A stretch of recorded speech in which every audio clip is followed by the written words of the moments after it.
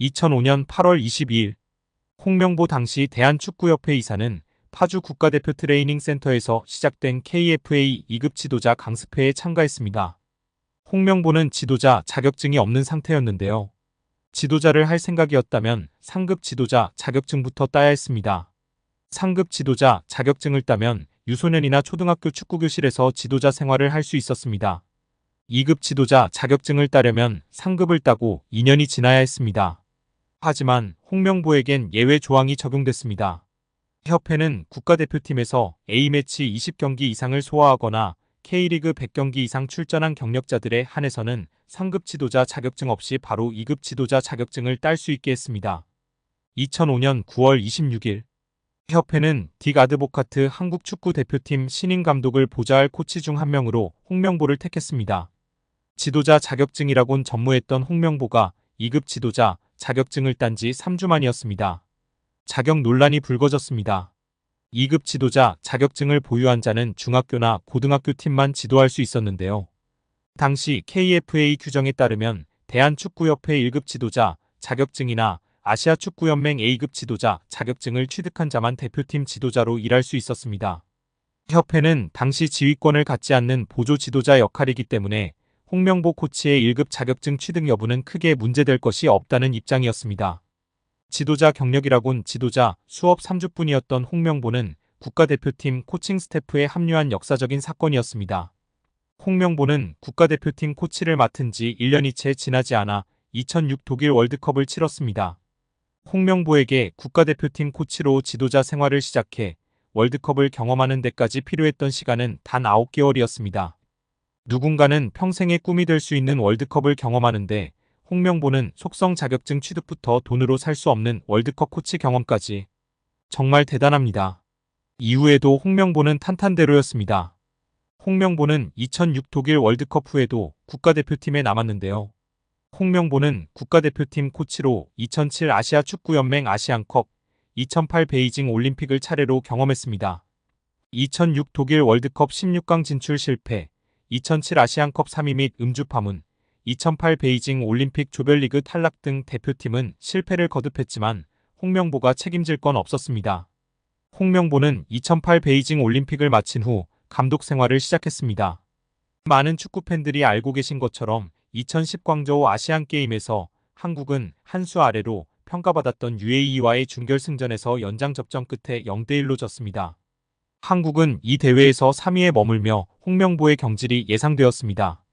그러나 놀랍게도 홍명보는 경질되지 않았습니다. 아시안게임은 금메달이 아니면 의미가 없는 게 분명했고 지난 2002년 부산 아시안게임에서 3위를 한 박항서 감독이 경질되었던 사례가 있기에 명분은 차고도 넘쳤습니다. 그러나 협회는 홍명보를 경질하지 않았습니다. 심지어 2014년 브라질 월드컵에서는 본선 1승도 거두지 못하고 탈락했는데도 협회는 재신임을 발표했었습니다. 결국 여론의 반발이 점점 커지자 기자회견을 열어 자진 사퇴했었습니다.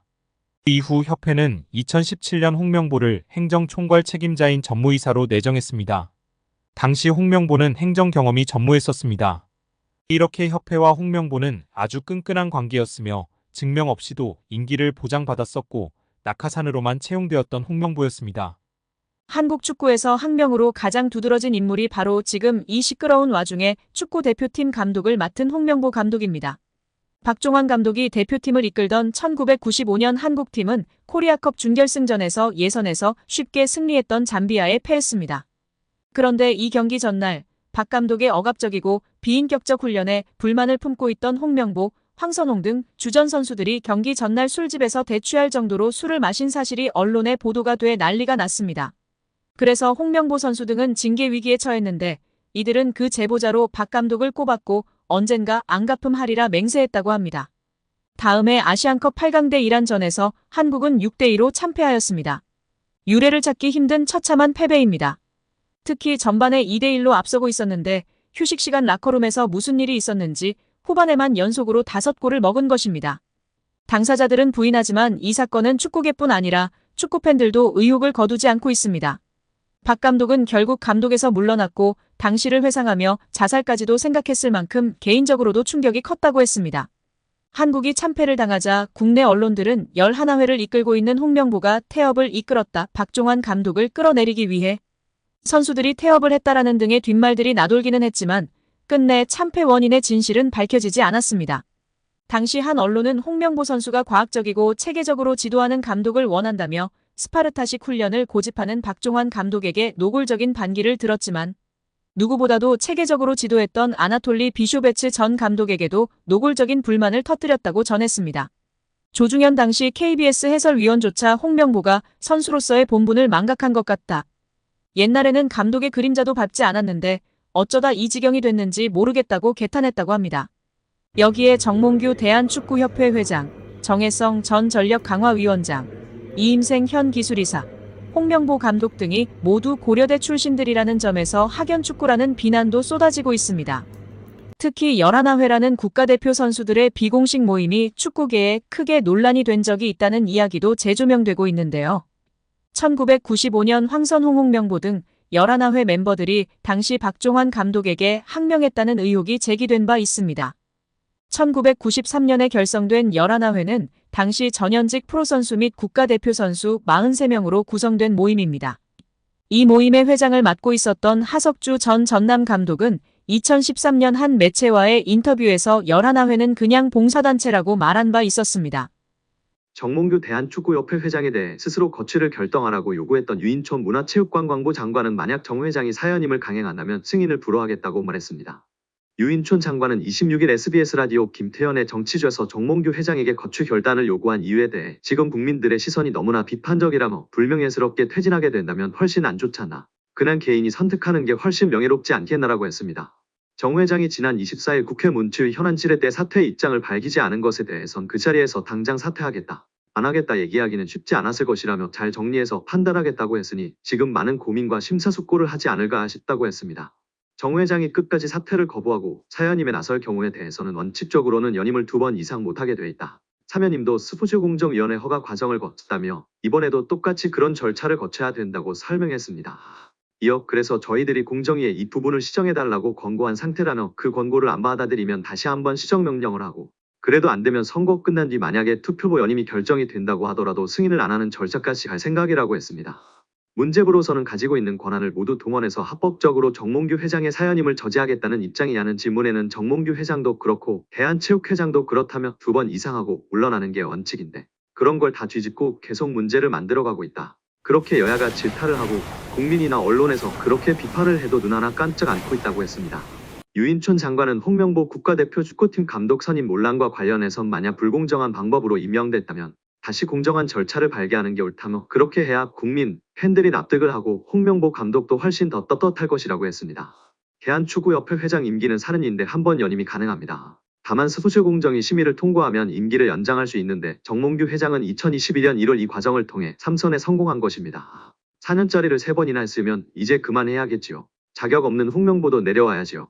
절차가 잘못되었음을 인정해놓고선 무슨 성적 부진으로 경실을 운운합니까? 참 대단대합니다. 정말 딴 세상 사람들인 것 같습니다.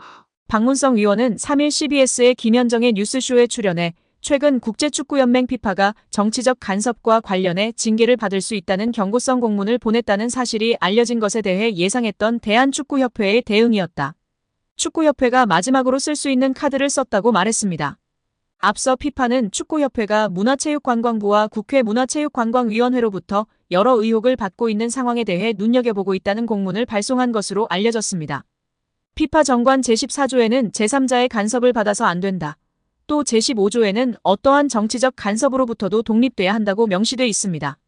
이를 위반할 경우 축구협회는 자격정지 등 징계를 받을 수 있는데요. 자칫 피파가 주관하는 모든 대회 출전마저 금지될 수 있습니다. 예를 들면 한국이 월드컵에도 못 나갈 수도 있습니다. 박문성 의원은 이와 관련하여 타이밍에 맞춰서 계속 이 얘기를 하고 있다. 문체부가 감사 들어간다고 했더니 그때도 미디어에 이걸 흘렸다. 그 다음에 국회가 현안 질의한다고 할 때 또 올린다며 문체부가 발표하는 날 끝나니깐 이걸 또 흘렸다. 그래서 제가 별로 놀라지 않았다. 예상했던 카드라고 말했습니다.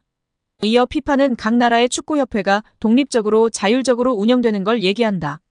그런데 인사권의 외부의 힘이 특히 정치 사이드 쪽에서 뭔가를 들어와서 하는 거에 대해서 굉장히 좀 심각하게 바라보는 게 있다. 제재를 내린다. 그거를 문체부도 알고 있다고 설명했습니다. 실제로 지난 2015년 쿠웨이트 대표팀이 월드컵 예선에서 몰수패 처리를 당한 바 있는데요. 당시 쿠웨이트 정부가 스포츠 기구의 인사권에 개입할 수 있게 법을 고치자 피파는 자격정지 처분을 내렸습니다. 인도네시아도 해당 사항 등을 위반했다는 이유로 피파 징계를 받은 바 있습니다. 하지만 박문성 위원은 인도네시아는 피파 대회 개최권을 얻었는데 참가팀인 이스라엘을 종교 정치적 문제로 거부를 했다. 당연히 문제가 됐다며 피파는 외부의 힘이나 정치의 개입, 이런 것들 때문에 월드컵 등 제재를 3개 내릴 때는 정부가 축구협회를 강제 해산 아니면 회장 선거에 부당하게 개입, 그 다음에 인사권이나 돈재정 문제를 통제하는 법을 만들 때 등 외부의 힘, 정부나 정치가 축구협회를 완전히 종속 지배할 경우라고 주장했습니다. 현재 축협의 감사 현안 지뢰 등은 전혀 해당되지 않는 사항입니다. 이어 박 위원은 2005년과 2011년 축구협회가 국회로 향한 일을 언급하며 그때 피파가 아무 말도 하지 않았다고 말했습니다. 그러면서 피파 제재 때문에 걱정도 되고 무섭기도 할 것이라면서도 하지만 그렇게 아이고 이거 큰일 나는 거 아니야 라고 협박하고 겁박하는 것이라고 비판했습니다. 따라서 문체부에서는 협회를 완전히 종속 지배할 수 없기 때문에 감사를 통해 명백한 문제 있음을 공식적으로 공표함으로 할 수 있는 가장 강력한 조치를 내린 것입니다. 이에 협회는 더 이상 헛소리 하지 말고 이에 상응하는 객관적인 조치를 내려야 할 것입니다.